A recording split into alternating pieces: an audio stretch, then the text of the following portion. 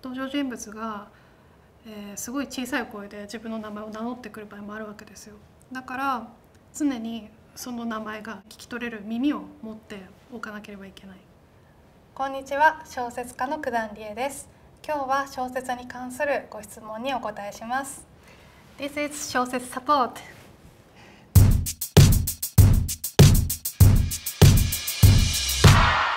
最初の質問は、ラストシーンを決めてから書きますか、それとも書きながら決めますか？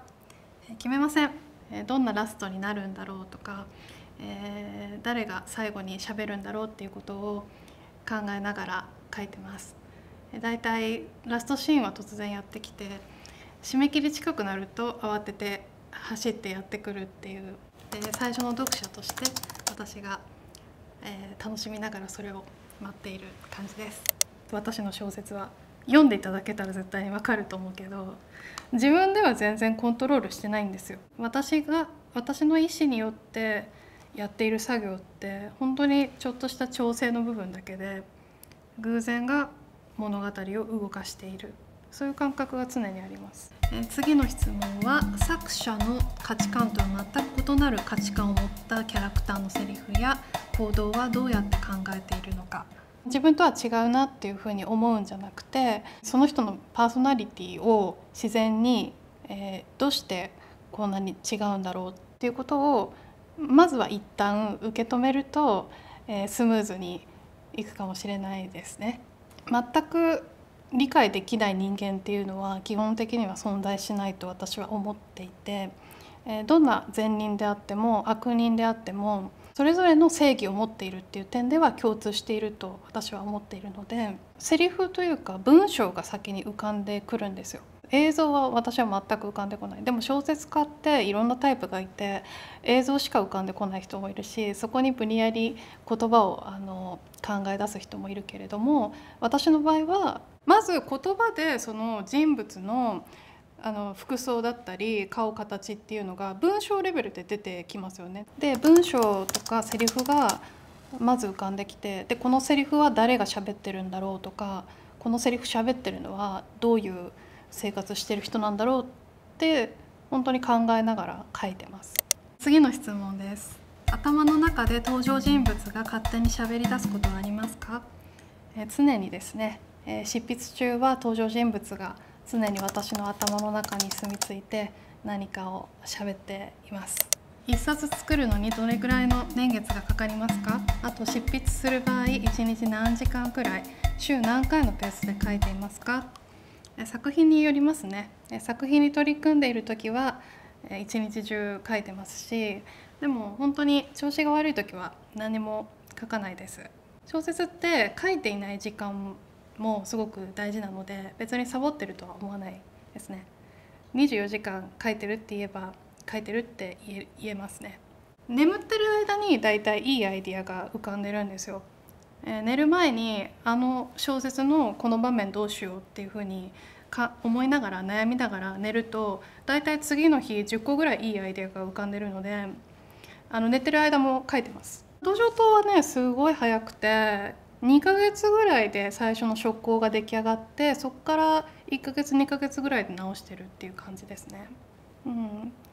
それまでにでもかけてる準備もありますので、単純な時間だけではちょっと測れないところがありますけど、資料は、ものすごく読みますね。1個の小説書くとしたら絶対に100冊は関連資料を読みます。書いてるよりも読んでいる時間の方が圧倒的に長いです。小説家ってコスパ悪くないですか？かけた労力や時間に対する報酬っていう意味だと圧倒的に悪いですね。私なんかは時給10円ぐらいで書いてる時もあるし、もっとひどい時だと新人賞を取ってデビューするまで5年ぐらいは無報酬で、原稿料0円でずっとやってたので圧倒的に悪いです。頑張って完成させてもボロクソに言われてしまう時もあるので、何も書いててもいいことがないですね。で何もいいことがないんですが、コスパの悪いことでしか得られないものがあるので私はやってます。本当ですよ、これは実際にやってみないとわからないことなので、でも騙されたと思ってやってみてください。創作によくある作家をホテルや旅館に軟禁し原稿が上がるまで監視するというのはもはや古いのでしょうか？はい、古いです。で、今だったら人権問題になってしまうと思うので私は聞いたことがないんですが、でもすごく私は憧れがずっとあります。旅館に軟禁してでそこが温泉付きだったら最高だなっていうふうに思ってて、もう私の場合は大歓迎です。芥川賞を目指して書くのか、自分が書きたいように書いたら芥川賞が取れたのか、どっちなのか知りたいです。私の場合は両方でした。一番最初に私が芥川賞の候補になった2年前は脅されているわけですけれども、で一度候補になるとどうしても常に執筆しながら意識しないようにしようと思っても芥川賞っていうのが頭の中にちらついてしまうわけです。一度候補になった人はみんなそういう風になってしまうので、芥川賞を取ることを目指すというよりかは芥川賞の候補にまず入るっていう、ところですよね。そういう意識は働いてました。小説の長さですね。芥川賞サイズって言われてるものが明示的には言われてないですけど、大体その受賞作の傾向とか見てたら大体わかりますよね。でも基本的には受賞作に関しては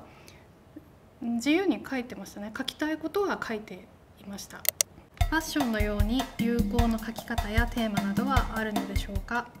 二人称っていうのは流行ってて、二人称は一人称とか三人称っていうのがどんどんシームレスに変わっていくみたいなのは流行ってるかな。なんで流行ってるかっていうと、自分と他人との距離感みたいな曖昧さっていうのが最近は目立ってきてるから、そういうのが小説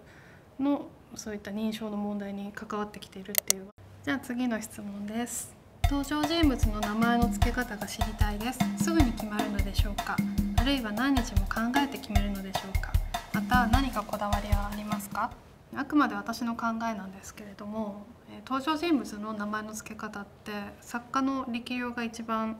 はっきり現れてくるところだと思います。何にもないもの、無に生命を与えるっていう意味で作家にとっての一番大きな重要な仕事が登場人物に名前を付けるっていう。私の場合はすぐに決まることもあるし、何日も考えて書きながら何回も変えるっていうこともあるし、それは本当に自分が決めるっていう感じでもないんですよね。で登場人物が自分から名乗り始めるのを待つというか、登場人物がすごい小さい声で自分の名前を名乗ってくる場合もあるわけですよ。だから常にその名前が聞き取れるような準備、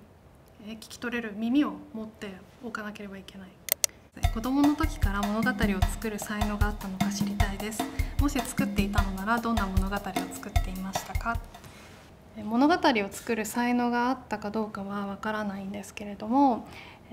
私にもし才能があったとしたら、それは皆さんが信じている物語を信じない才能があったんだと思います。例えば学校があって先生がいて生徒がいて、先生の言ってることが正しくて先生の言ってることを聞く生徒がいい生徒でっていう皆さんが知っている物語がありますよね。でそれに対して私はそんなにそれを面白いと思わなかったし、信じようとも思わなかった。何かオリジナリティのある物語を作る上で、そういう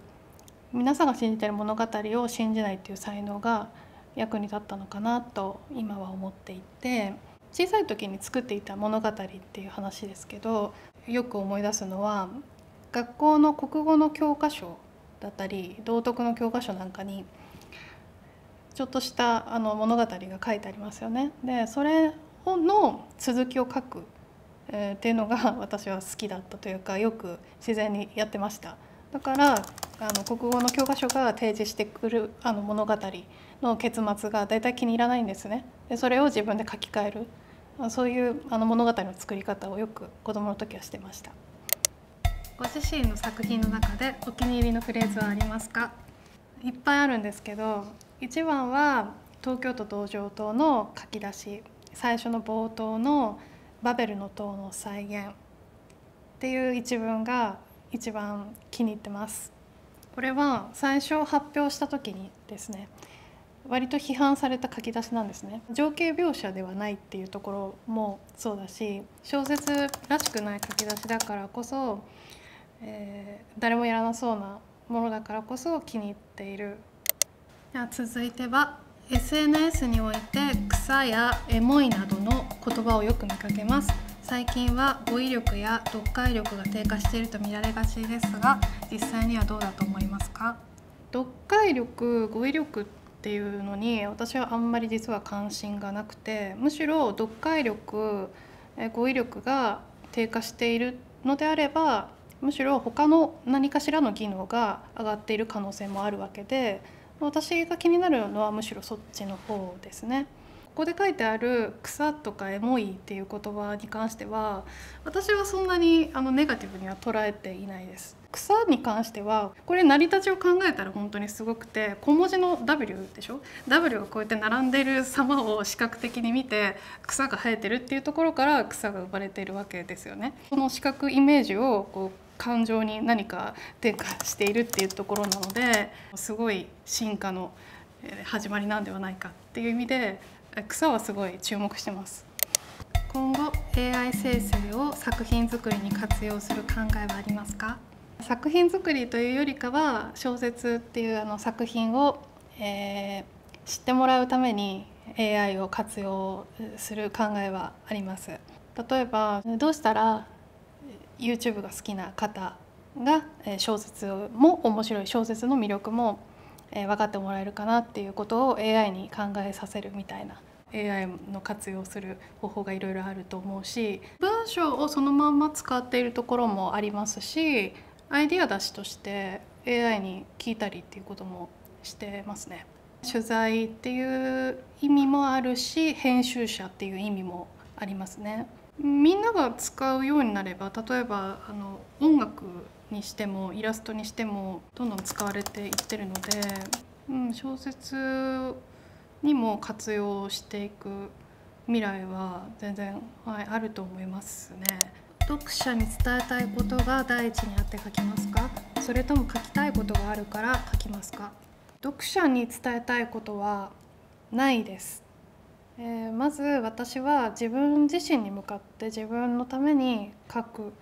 ことから始めてます。でもそれは突き詰めて考えると、自分っていう私っていう一人の人間に向けて書いているっていうことなんですね。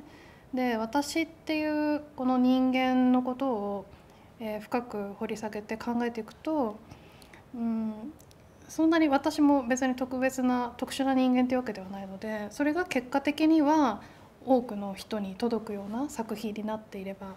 嬉しいなと思ってます。子供の時からたくさん読書したっていう記憶はないんですよ。だから一番最初に読むっていうのを始めたのは、自分が書いたものを読むっていうのがスタートだったと